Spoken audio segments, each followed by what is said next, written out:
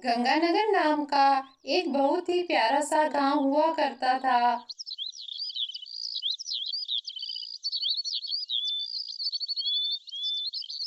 उस गांव में रामलाल नाम का एक किसान रहता था। वह बहुत गरीब था। गांव में एक छोटा सा घर था जहां पर वो अपनी पत्नी लाली और बेटी सोनू के साथ रहता था।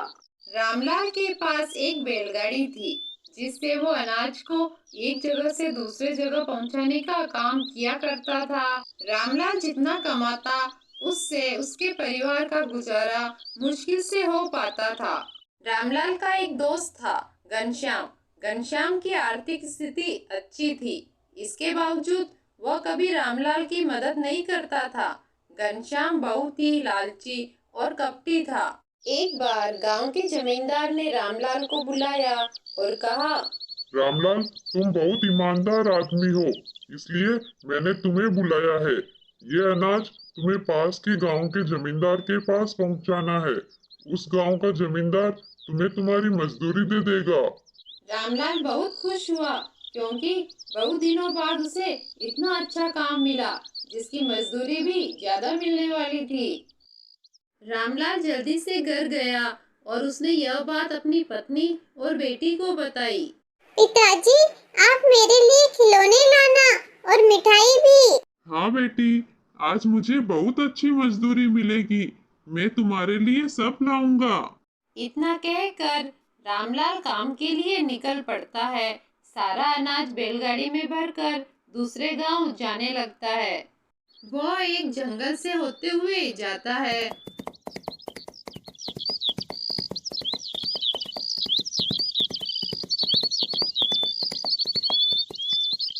काफी देर तक चलने के बाद वह दूसरे गांव पहुंच जाता है।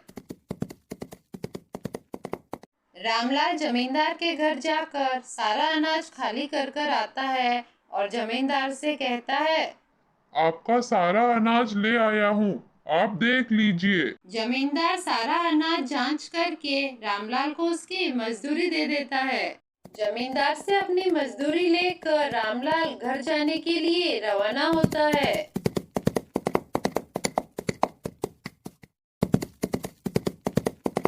रास्ते में फिर वही जंगल आता है। अब थोड़ा अंधेरा होने लगता है। रामलाल बैलगाड़ी को लेकर जैसे ही जा रहा था कि उसके सामने एक चुड़ैल आ खड़ी हुई। चुड़ैल को देखकर रामलाल बहुत डर गया। ये इंसान, ये तुझे खाऊंगी। मैंने बहुत दिनों से तुझसे ही खाया है।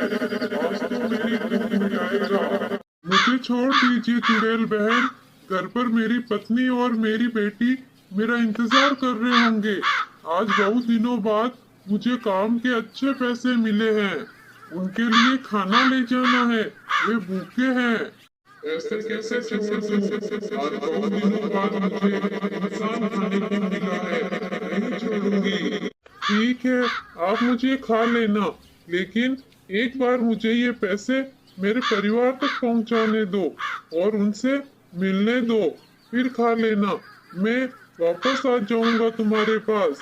और अगर नहीं आया तो मैं तेरे पूरे परिवार को खा जाऊंगी, ध्यान रखना। रामलाल ने चुड़ैल को आश्वासन दिलाया कि वो अपने परिवार से मिलकर वापस आ जाएगा उसके पास उसका भोजन बनने। रामलाल जब घर पहुंचा तो उसने सारी बात अपनी पत्नी और बेटी को बताई।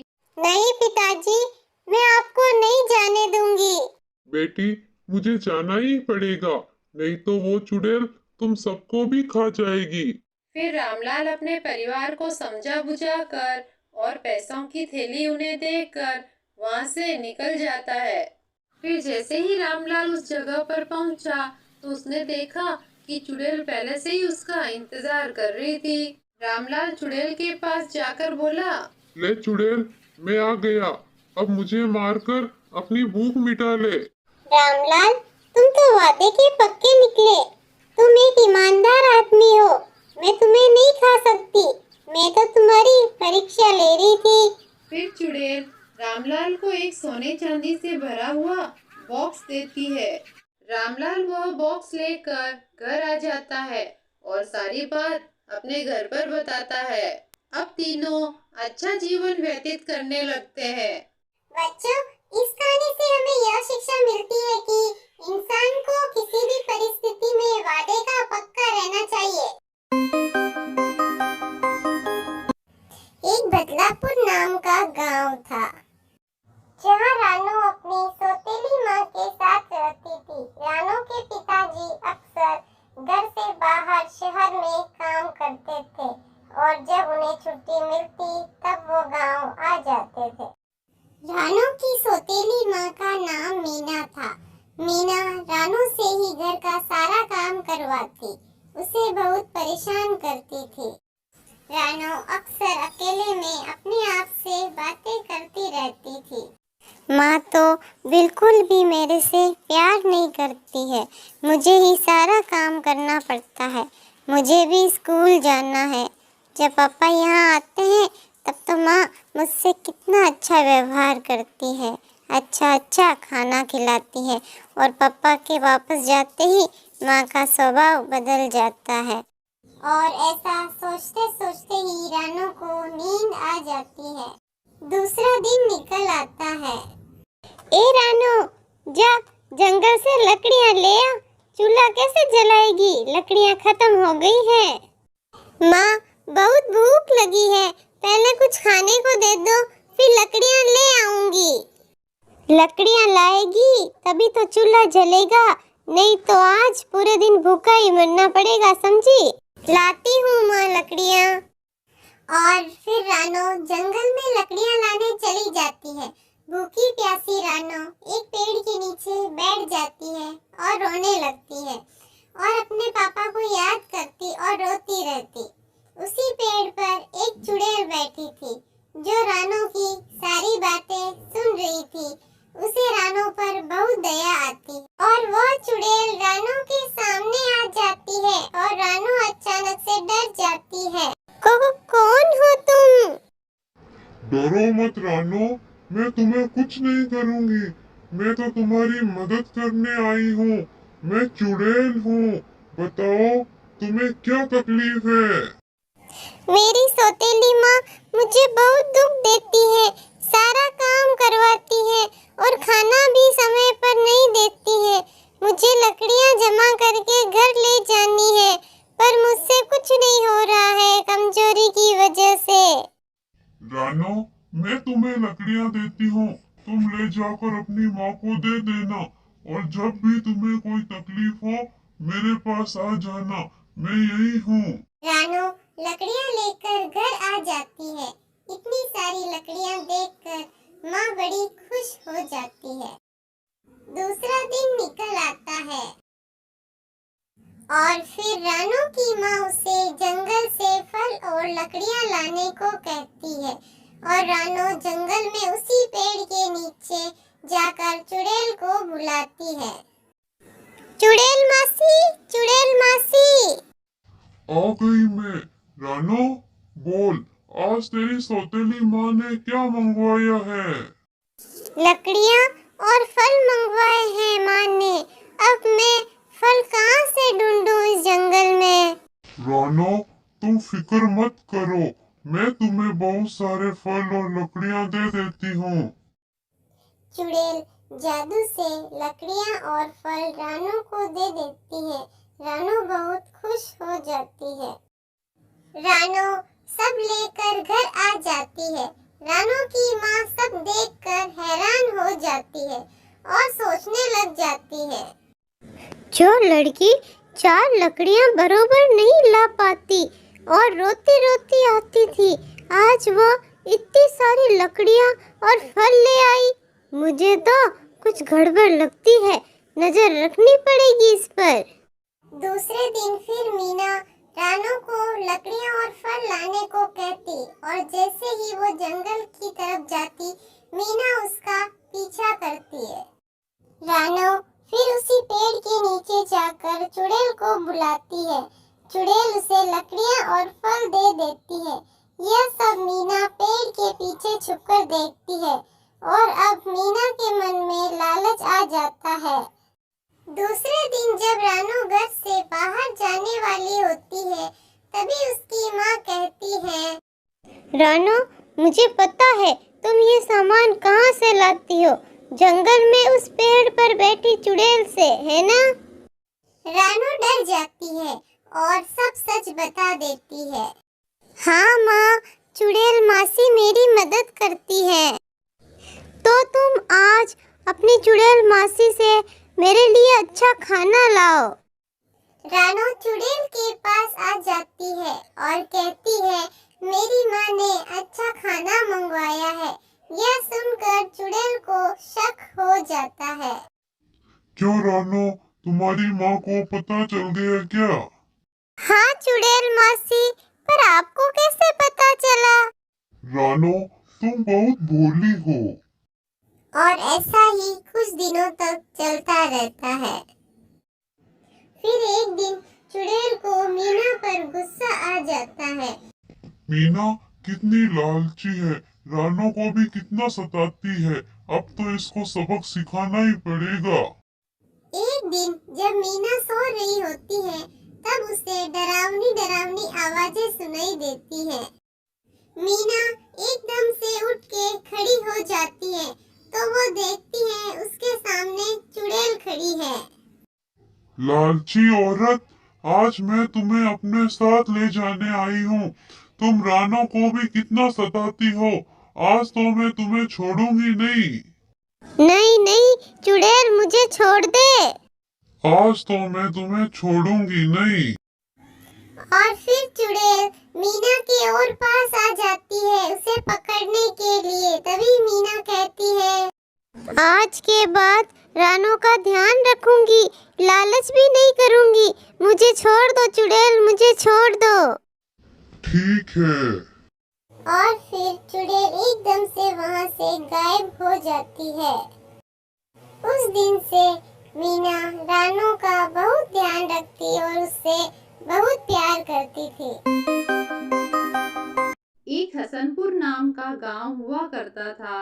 उस गांव में एक रामलाल नाम का बैलगाड़ी वाला रहा करता था। वह सामान को एक गांव से दूसरे गांव में ले जाने का काम किया करता था। गांव में रामलाल अपनी पत्नी लाली के साथ रहता था। उनके कोई संतान नहीं थी। एक दिन रामलाल अपनी पत्नी लाली के साथ बात करता है। अरे लाली, लोगों के खेती बाड़ी का काम पूरा होने को है। आज से मेरा काम भी बढ़ गया है। इस बार तो चंदन सेठ के बहुत अच्छी फसल हुई है, बहुत सारा अनाज हुआ है। सारे अनाज को शहर ले जाना है सेठ जी के पास। सुनो जी, अनाज की कुछ बोरियां हम रख लेते हैं, सेठ को क्या पता चलेगा। इससे हमारे थोड़े दिनों के राशन का काम हो जाएगा। आखिर कब तक ऐसे ईमानदारी से मेहनत मजदूरी करोगे? आज तक तो कुछ हाथ लगा नहीं। नहीं, मैं अपने सेठ के साथ विश्वासघात नहीं कर सकता, वह भी कुछ बोरियों के लिए। वो मुझ पे कितना भरोसा करते हैं। मैं ऐसा गलत काम किसी के साथ भी नहीं कर सकता। मैं जितना भी कमाता हूँ मेहनत से कमाता हूँ, समझी? अगले दिन रामलाल सुबह सुबह सारा अनाज बैलगाड़ी में भरकर शहर सेठ जी के पास ले जाता है।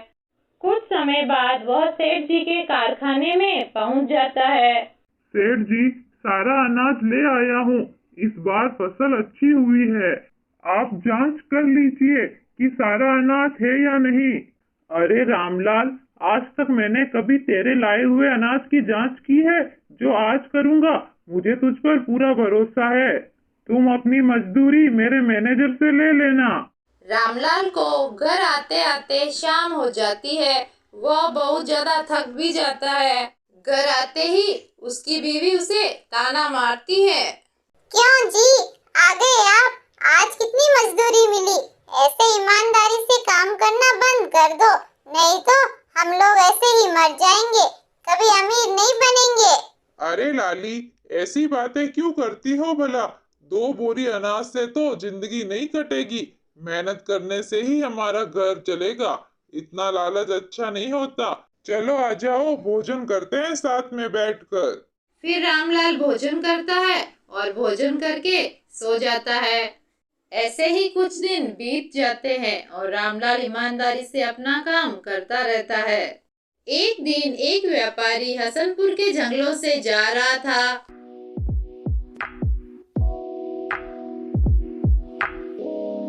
तभी उसके सामने अचानक से एक पेड़ आके खड़ा हो जाता है। रास्ते में अचानक से पेड़ को खड़ा देख वह व्यापारी घबरा जाता है। तब पेड़ उससे कहता है, ये अनाज लेकर कहाँ जा रहा है तू? ये अनाज मैं शहर अपने सेठ जी के पास ले जा रहा हूँ। उनके खेतों का अनाज है ये। ये सारा अनाज तू मुझे दे दे, इसके बदले मैं तुझे बहुत सारा खजाना दूंगा। रख लो, ये सारा अनाज तुम रख लो और इस अनाज के बदले मुझे ये खजाना दे दो। विश्वासघाती, तू अपने सेठ जी के प्रति ईमानदार नहीं है। मैं तो तेरी परीक्षा ले रहा था कि तू कितना ईमानदार है। अब तुझे खजाना नहीं, मौत मिलेगी। वह जादुई पेड़ उस व्यापारी को मार देता है। कुछ दिनों बाद रामलाल वहाँ के जंगलों से गुजर रहा था। तभी उसके सामने वह जादुई पेड़ आकर खड़ा हो जाता है और रामलाल से कहता है, ये इतना सारा अनाज लेकर कहाँ जा रहे हो तुम? तब रामलाल कहता है, यह अनाज मैं शहर ले जा रहा हूँ अपने सेठ जी की फैक्ट्री में। ये सारा अनाज उन्हीं का है। ये सारा अनाज तू मुझे दे दे, इसके बदले मैं तुझे बहुत सारा खजाना दूंगा। नहीं, मैं अपने सेठ जी के साथ विश्वासघात नहीं कर सकता। ये उनका अनाज है, मैं तुम्हें नहीं दे सकता। एक बार फिर सोच ले, इस अनाज के बदले तुझे इतना सारा खजाना मिल रहा है। तेरी पूरी जिंदगी आराम से कट जाएगी बिना काम किए। मैं अपने सेठ जी को धोखा नहीं दे सकता। ये खजाना मुझे नहीं चाहिए।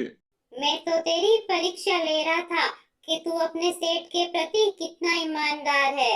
इस खजाने पर तेरा अधिकार है क्योंकि तू एक ईमानदार मजदूर है। रामलाल खजाना लेकर घर आ जाता है। पति पत्नी दोनों बहुत खुश हुए।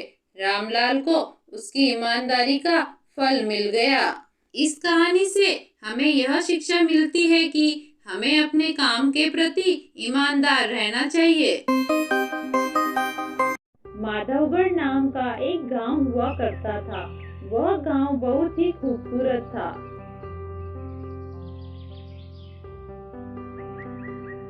उस गांव में एक श्यामू नाम का आदमी अपनी पत्नी के साथ रहता था। श्यामू बहुत ही मेहनती था। श्यामू एक लकड़हारा था। वह लकड़ियां काट कर अपने परिवार का जीवन यापन करता था। वह लकड़ियां काट कर फिर उन्हें बाजार में बेचता था और जो भी पैसे मिलते थे लेकर घर आ जाता था। ऐसे ही कुछ दिन बीत गए।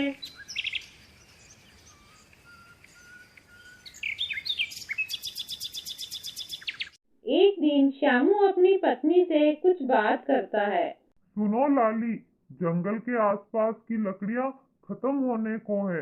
लगता है अब जंगल के अंदर जाके लकड़ियाँ काट कर लानी पड़ेगी, नहीं तो घर चलाना मुश्किल हो जाएगा। सुना है जंगल में बहुत खतरनाक जानवर रहते हैं, शेर, चीता, भालू आदि। वहाँ जाना ठीक नहीं होगा जी। दूसरा रास्ता भी तो नहीं है और मुझे कोई दूसरा काम भी नहीं आता। हमारे पास इतने रुपए भी नहीं है जिससे हम कोई व्यापार शुरू कर सके। हिम्मत करके जाना ही पड़ेगा जंगल में। अगले दिन रामू लकड़ियां काटने जंगल की तरफ निकल पड़ता है। वह घबराते हुए जंगल के अंदर तक चला जाता है। वहाँ उसे कुछ सूखी लकड़ियां दिखाई देती है। वह लकड़ियां काटने लग जाता है। वह पूरे दिन लकड़ियां काटता है और फिर सारी लकड़ियां जमा करके चला जाता है और उन्हें बाजार में बेच आता है।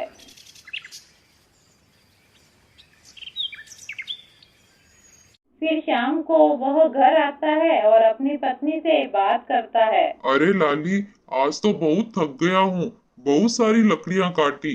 जंगल में तो बहुत सारी सूखी लकड़ियाँ हैं। सुनो जी, कोई जंगली जानवर तो नहीं था ना वहाँ? ध्यान रखना जी। आज तो कोई जानवर दिखा नहीं, पक्षी जरूर घूम रहे थे यहाँ वहाँ। फिर कुछ दिन ऐसे ही गुजर जाते हैं। शामू रोज लकड़ियां काटने जंगल में जाता और उन्हें काट कर बेच देता। एक दिन वह एक सूखा पेड़ काट रहा था। जैसे ही उसने उस पेड़ पर कुल्हाड़ी मारी, उस पेड़ में से एक चुड़ैल बाहर आ निकली। चुड़ैल को देखकर शामू बहुत डर गया। चुड़ैल, अरे बाप रे, ये तो मुझे खा जाएगी, भागो रे भागो यहाँ से। तब चुड़ैल शामू से कहती है, डरो मत तुम, मैं तुम्हें कोई नुकसान नहीं पहुँचाऊंगी। तुमने तो मुझे इस पेड़ से आजाद करवाया है। तुम इस पेड़ में कैसे कैद हुई? एक तांत्रिक ने मुझे जबरदस्ती इस पेड़ में कैद कर दिया था, पर आज तुमने इसे काट कर मुझे आजाद कर दिया। मांगो, तुम्हें क्या चाहिए? मुझे कुछ नहीं चाहिए। मैं मेहनत मजदूरी करके अपना जीवन यापन करता हूँ। मैं जितना कमाता हूँ उसमें खुश हूँ। शामू की बात सुनकर चुड़ैल बहुत खुश हुई और उसने शामू को इनाम के तौर पर सोने से भरा हुआ एक कलश दिया और वहाँ से गायब हो गई। शामू कलश लेकर घर आ गया और सारी बात अपनी पत्नी को बताई।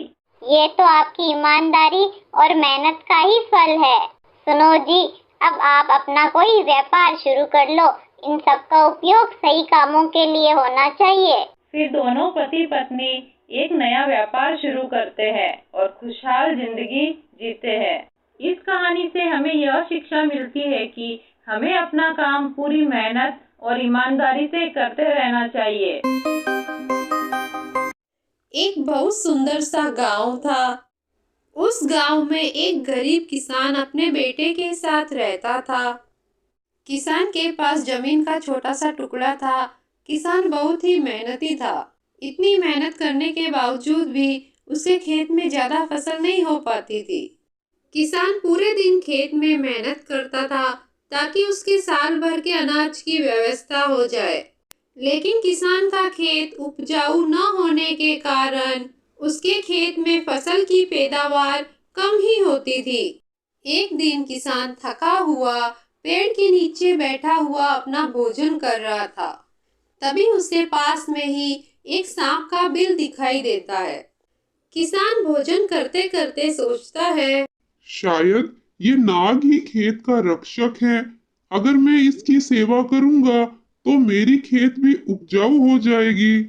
इस नाग को मैं रोज दूध पिलाऊंगा। क्या पता इससे भगवान प्रसन्न हो जाए। अगले ही दिन किसान एक दूध की कटोरी ले आया और नाग देवता से कहा, ओ नाग देवता, कृपया मुझे समृद्धि और सफलता का आशीर्वाद दे। किसान के ऐसा कहते ही नाग देवता अपने घर से बाहर आते हैं और कटोरी में रखा हुआ सारा दूध पी लेते हैं और एक सोने का सिक्का किसान के लिए वहां छोड़ देते हैं। सोने का सिक्का देखकर किसान बड़ा खुश हो जाता है और नाग देवता से कहता है, अरे सोने का सिक्का, अरे नाग देवता, तो मेरे लिए लगता है बहुत शुभ है। धन्यवाद ओ नाग देवता। इसी प्रकार कई दिनों तक ऐसा ही चलता रहा। किसान रोज नाग देवता को दूध पिलाता था और नाग देवता पूरा दूध पीने के बाद किसान के लिए एक सोने का सिक्का छोड़ देते थे। लेकिन एक दिन किसान को किसी काम के कारण शहर जाना पड़ा। उसने अपने बेटे से कहा, बेटा, हमारे खेत में जो नाग देवता रहते हैं उनको रोज दूध पिलाना है। नाग देवता के दूध पिलाने के बाद नाग देवता एक सोने का सिक्का छोड़ेंगे, उसे लेकर घर आ जाना। ठीक है पिताजी, आपने जैसा कहा वैसा ही करूँगा। किसान के शहर चले जाने के बाद किसान का बेटा सांप को दूध देने के लिए खेत में पहुंचा तो सांप ने पूरा दूध पी लिया और एक सोने का सिक्का रोज की तरह छोड़ दिया। बेटा सोने का सिक्का लेकर घर आ जाता है और वो कहता है, अरे रोज एक सोने का सिक्का तो कम है। लगता है सांप के घर में बहुत सारे सोने के सिक्के रखे हुए हैं, तभी तो रोज का एक सिक्का लाके देता है वो हमें। क्यों ना सांप को ही मार दूं और सारे सिक्के एक साथ ही निकाल लूं वहां से। इतने सारे सिक्के देख के तो पिताजी भी बड़े खुश होंगे जब शहर से वापस लौटेंगे तो।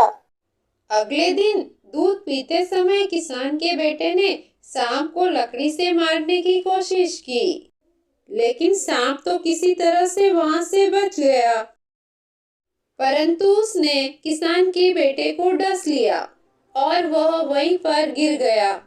जब किसान शहर से वापस आया तो किसान के एक मित्र ने सारी घटना किसान को विस्तार से बताई कि उसके शहर जाने के बाद पीछे से क्या क्या हुआ था।